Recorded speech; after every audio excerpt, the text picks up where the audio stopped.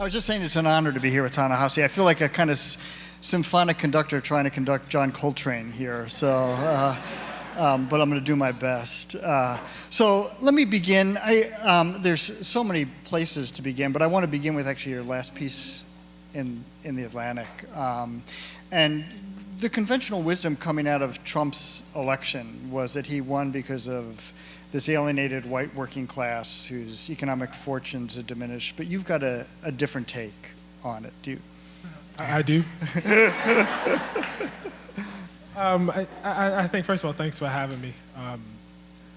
I'll make this quick because I know we only got 20 minutes. I think of myself as a writer, and writers spend a lot of time alone, just sort of banging on the keyboard. And you're never sure that people are going to be interested in what you're writing.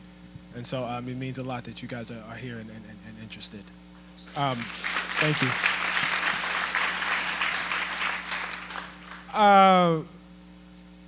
I took a little break from social media, I guess shortly after the election, and it was good because you get to take in all of the things that people are saying. And one of the things that became clear to me is, and I actually think this is still true, there's a temptation towards normalcy, to not pulling the fire alarm. And I think, maybe this exists in other situations, also beyond government, but it was pretty clear to me that in the immediate aftermath of what happened, people weren't quite grappling with how bad this was. Now, there are all sorts of axes that you could talk about this along. The one I've tended to focus on is race and racism. I think somebody could, do something along gender also, but I'll just talk from my perspective. When you have someone who really began their public career discriminating against African Americans in the real estate market in New York City, when you have someone who called for the death penalty for 5 young men who it turned out were innocent and were exonerated and continued, to call, did not say, I'm sorry, I was wrong about that. When you have someone who owes their political rise to the notion that the first African-American president is not a citizen. I had to make sure I cut my phone off too, so you should have done that. It's all right.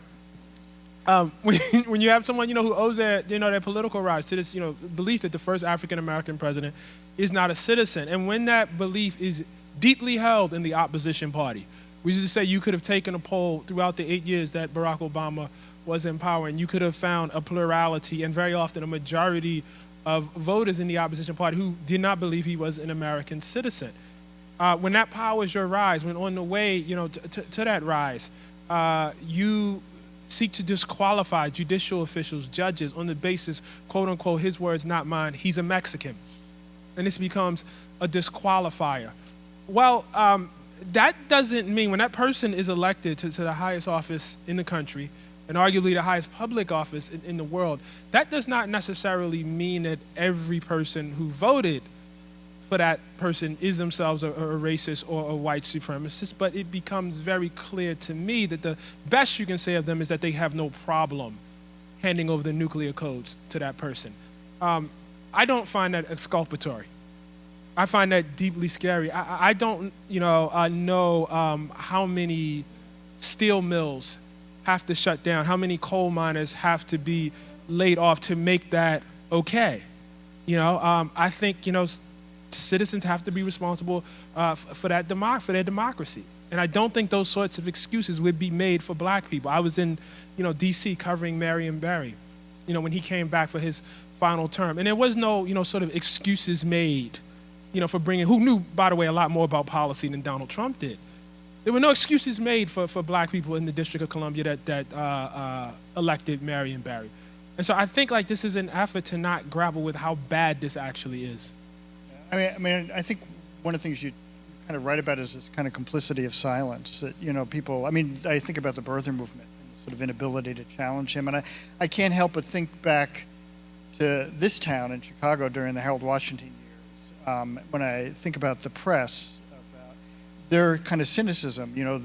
The Chicago Tribune talked about, you had 29 white aldermen who voted against everything Harold supported, simply because I couldn't stand the idea of a black man running their city. And so you had the Tribune cynically referring to this as the council wars.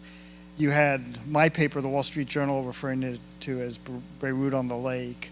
And yet we're unable or unwilling to grapple with what was at the heart of what was going on. And I guess my question for you is, where do you think our profession, journalism, has failed? Well, I think it differs. I am sensitive to, say, daily newspapers that are at least trying to have a principle of objectivity that they're trying to see. I understand that they don't want to do or that they should not do, even one might argue, what I do as an opinion journalist. I do reporting and everything, but really, my opinions are always clear about what I think. So I understand where they don't necessarily want to play the role I want to play. Having said that, I think there were a number of people who were themselves opinion journalists who found themselves, making excuses. I think that was the predominant opinion, going out. Well, such and such lost their job, so therefore it's okay to vote for somebody that brags about sexual assault on tape. I can't accept that. I don't think that's I think that's a statement, about our priorities and what we, regard as important and what we don't regard as important. If I could change gears for a moment, I want to talk a little bit about your reparations piece, which you did, which for me is, if you haven't read it, it's the piece of Ta-Nehisi's that I think most challenged my worldview. And in it, you talk about sort of the systematic effort to keep blacks from accumulating wealth, the FHA's refusal to provide mortgages, racial covenants in places like Chicago and Baltimore. And so my question for you is, when you talk about reparations, what do you think about that could somehow repair or address these 200 years of racial animus? Yeah, I think, well, first of all, just a quick summary of what I did. I think most people, when they look at the African American community and the struggles that are going on there, they look at and they compare it with other communities. The assumption is that it's always been this way, and then there's a secondary assumption that the government, the public institutions, and indeed private institutions have nothing to do with it, or had no role in that. When I was writing for the case for reparations, like, there was this idea that people just went out to the suburbs, put down stakes, and the suburbs bloomed and were prosperous, and the cities just sort of fell, and there was no sort of social engineering or hand of government. In fact, that was not the case. Home ownership as a source of wealth, as we understand it today, was largely the result of a decision made during the Roosevelt administration to allow Americans to allow for most Americans to have access to buying homes, and thus building a broad American middle class. African Americans were systematically cut out of that process in the most explicit manner possible, by which I mean literal maps coded, for where black folks could buy homes and where they could not, or where they could get bank loans and where they could not. That has effects. And so, when you try to think about what could be done, I actually think Chicago is quite easy. Those maps, amazingly, correspond to some of our most distressed neighborhoods, even today, not just in Chicago, but in Baltimore, where I'm from, just across the country. You literally can go home and Google redlining maps, and you can see it, and you can, do almost a direct placement. We did it at the time of the case for reference for any sort of socioeconomic indicator. There clearly is a relationship. It makes sense to me that we would then therefore direct our resources to those neighborhoods. It's not hard at all. I think specifically, and this is becoming less and less true today, but I met folks on the west side of Chicago who had been discriminated against, who had claims against the government. I know that generation of folks is dying off, but I never understood why we couldn't set up an office for those folks, who could evidence the fact that they had been discriminated against, and allow them to make individual claims, along with the broad sort of investment that should be done in those neighborhoods.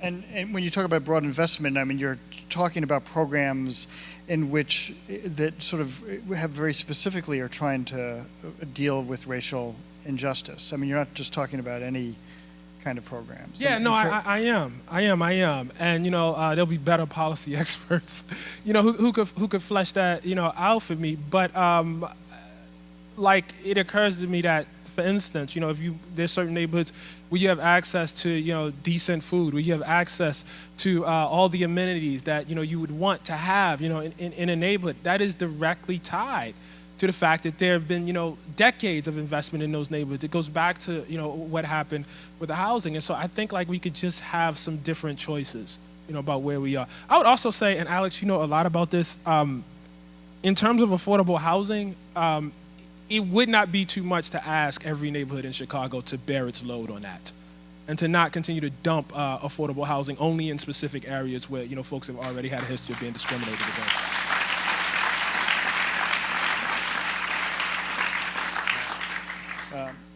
Yeah, I mean, you have got affordable housing, you've got what Erikson does, early childhood education. I mean, all these programs that are so desperately needed in these communities. So I've got to ask, the other night on Trevor Noah, I think he asked you about hope. And Colbert. Oh, it was on Colbert, right. I was on Colbert.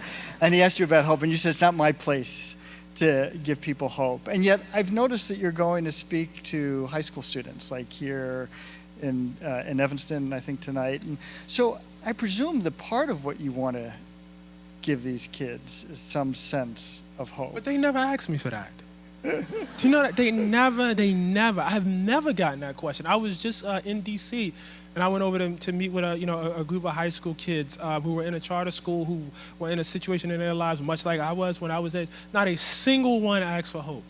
Not a single one. And I think that maybe that's because what folks are asking for when they ask that question is not hope.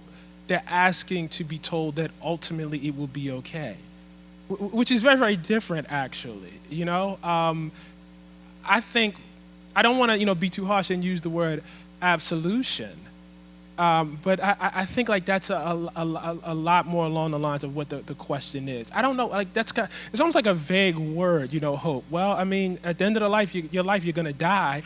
So it ends badly, I know that.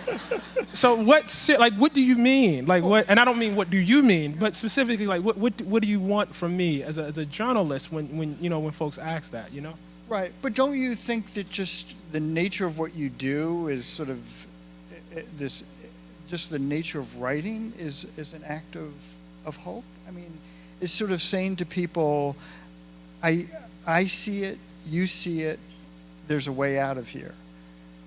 I don't know about the third one. I hope there is. I mean, that's what my hope is. I hope there's a way out. But listen, there are clearly identified, like if you said, okay, are there things we could, yes. But that's different from, does the society have the will to actually do those things? And I think there's considerable evidence that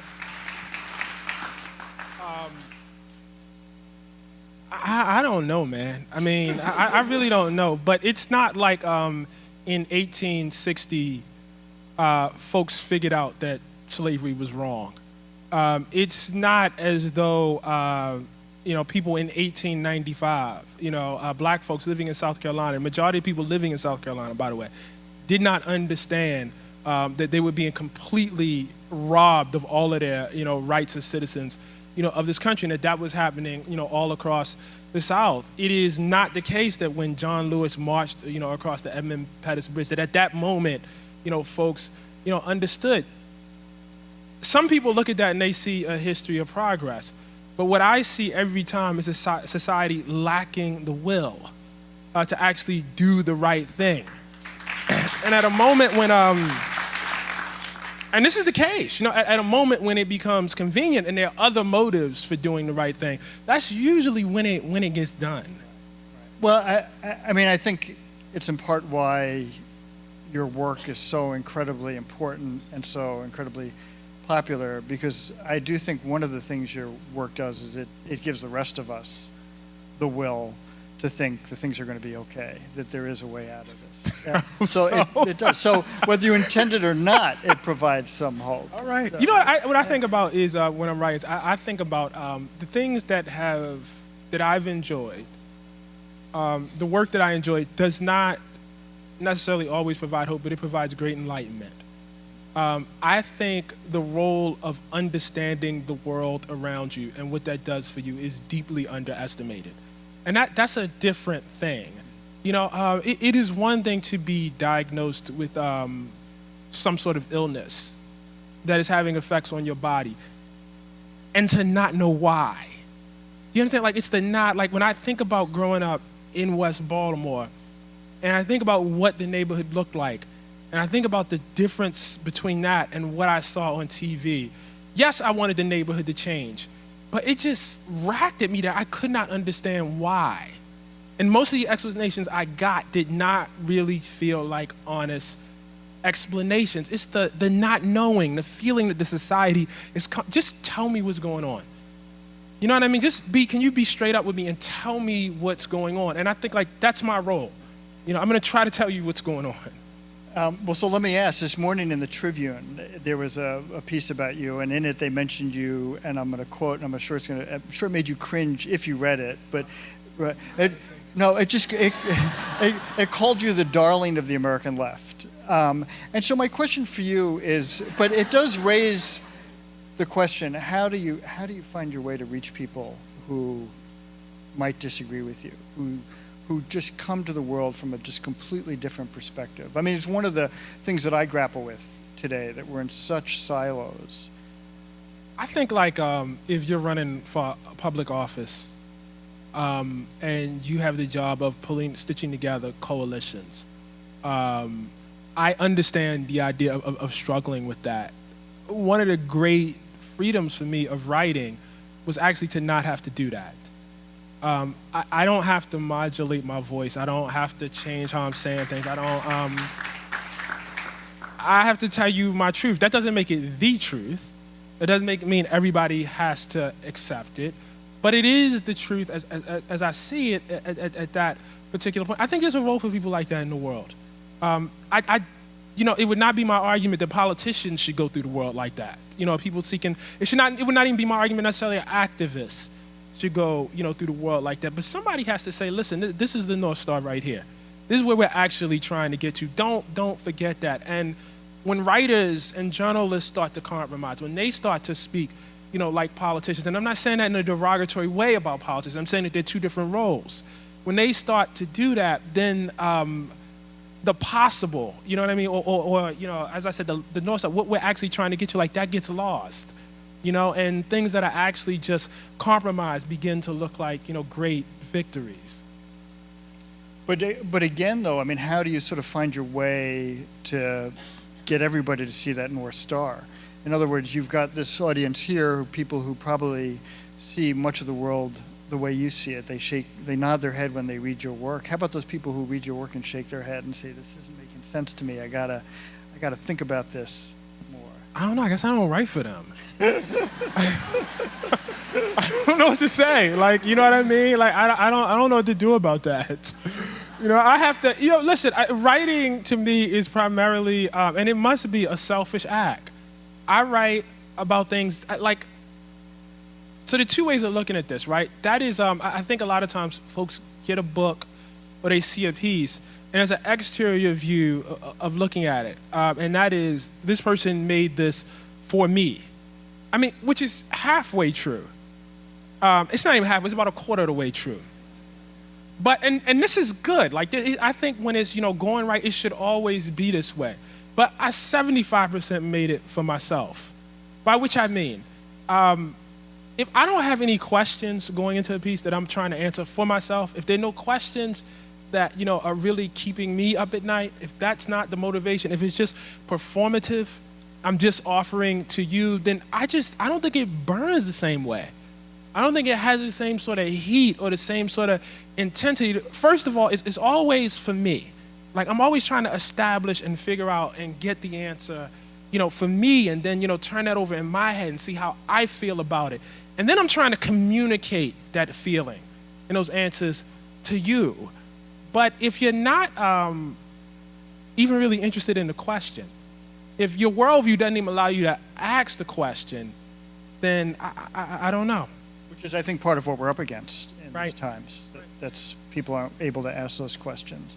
Let me ask, you've written 3 books, and actually probably my favorite is your first one, The Beautiful Struggle. And if you haven't read it, you ought to. It's this beautiful memoir that you've written, which is, it feels like, it feels like reading jazz. I mean, it's just a really beautiful, beautiful book. And in it, you talk a lot about your dad, who loved books. I mean, you talk about all the books in your house, and he had a bookstore, he published. So I guess I'm wondering, what are you reading now to help make sense of these times? Well, I don't know if it's helping me make sense of these times, but I'm reading Ron Chernow's biography of Ulysses S. Grant, which is exceptional. It's really, really, really good. We are at a particular moment, and I guess this does sort of make sense of the times. Grant, who was a brilliant Civil War general, and I would argue, and I think people are beginning to feel this way, actually underrated president.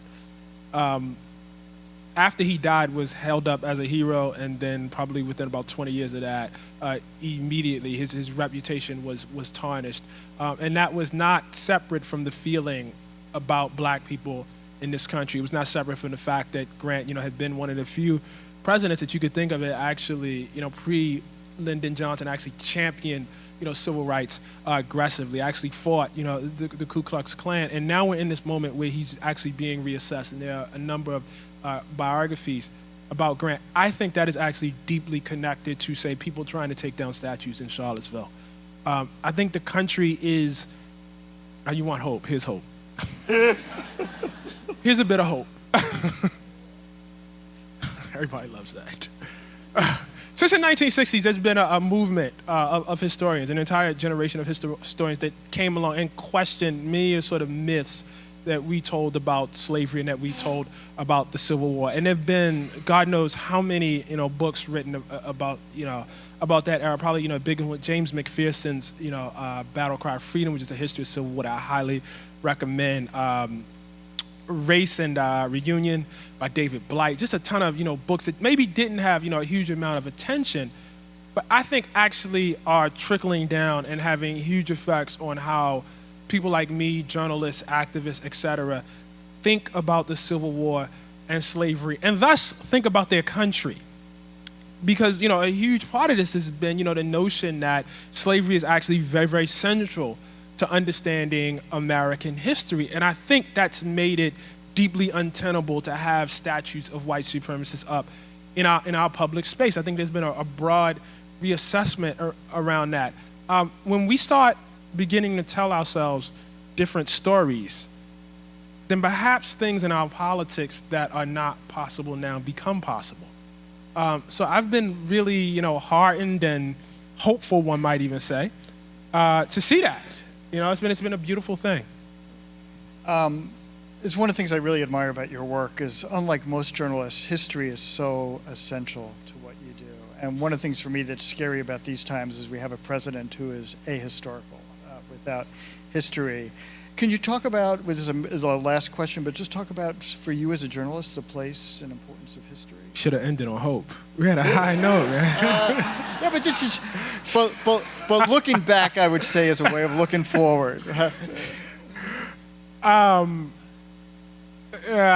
came of age in a period as a young journalist where I felt that a lot of journalists were not, well, as you say, ahistorical.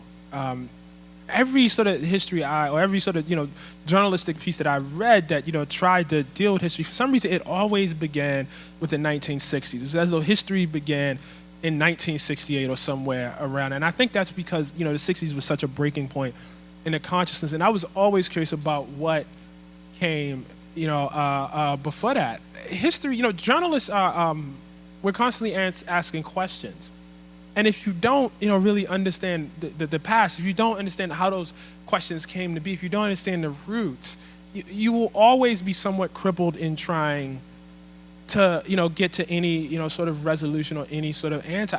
In the epilogue of the book, and First White President, I spent a lot of time, trying to understand how the white working class has been used as an archetype throughout history. And lo and behold, what you find is the way it is being used now is actually not particularly new. It's a long history of that. When you can understand that, you begin to have a deeper understanding about your country. It's like trying to get to know somebody. Well, I mean, if you only talk about what they did yesterday, you can't really get, a firm grasp on who they are. But if you can get some sense of what they did a year ago, what they did 5 years ago, 10 years ago, well, then you can get some approximation of a person. When somebody comes in to apply for a job for you, I mean, you don't want to know just what their last day at their last job was like. You want references. You want a work history. You want to talk to the people, that have known them. You want, a history on them. And it's no different with your country. If you're trying to understand and analyze, your country, it helps to have, as much information as possible, I think. Well, Ta-Nehisi, we need you more than ever. So thanks so much. Thank you, Alex. Thank you.